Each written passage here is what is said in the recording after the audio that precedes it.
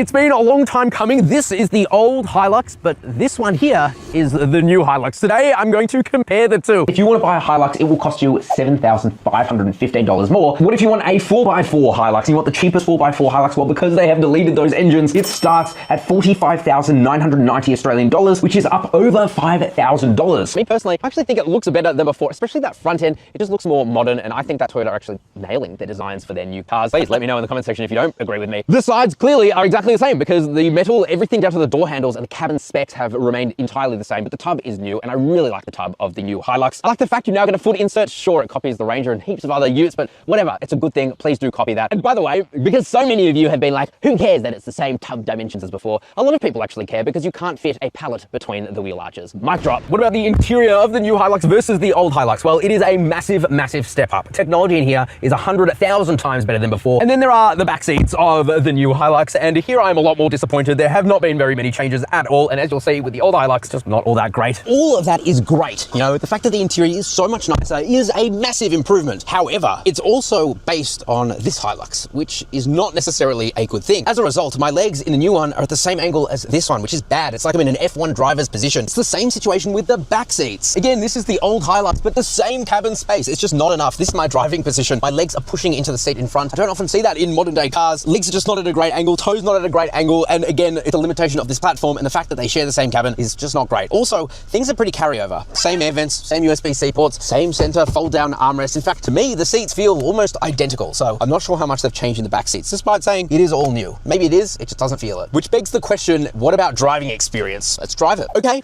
driving the HiLux. Let me tell you about it, and it's both a good and a bit of a disappointing story. Under the skin, these two cars are almost identical, but as you could probably hear by my voice kind of shaking here, there is one huge benefit for the new HiLux. So I guess a little bit of a red flag that they haven't really done anything to the engine, but also the kind of buyer who buys a HiLux probably doesn't really care about having more power and more torque, even though it is absolutely useful for things like towing. That aside, the major benefit of the new HiLux is its new suspension. It gets new dampers, it's got new valves within those new dampers, and a new suspension tune, though they haven't told us exactly what that is yet, still under wraps. But all I can tell you is that the improvement is massive. Do I think it's best in class? No. It rides firm, but it is so much more comfortable, particularly for backseat passengers as well. And the rear ride just does not feel as fidgety as it feels right now, which is just a poor ride. In the new HiLux, that new electronic power steering is so much better. You have much better control of the car. It potentially feels a little bit more vague versus this, still quite heavy. Get into this HiLux versus that, you will notice the difference night and day. Again, it's something that should have come earlier, but hey, at least they've addressed that now.